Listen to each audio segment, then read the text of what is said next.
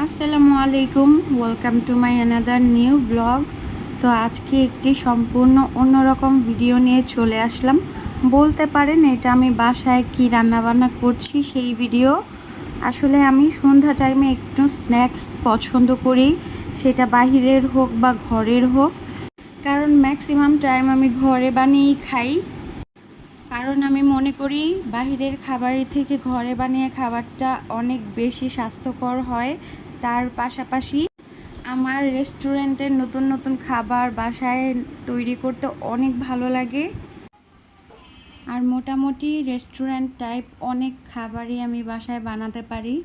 So আজকে আমি বাসায় সমোসা বানাবো আর এগুলো বানিয়ে খাবো, প্লাস এগুলো ফ্রোজেন করে রেখেও দেব।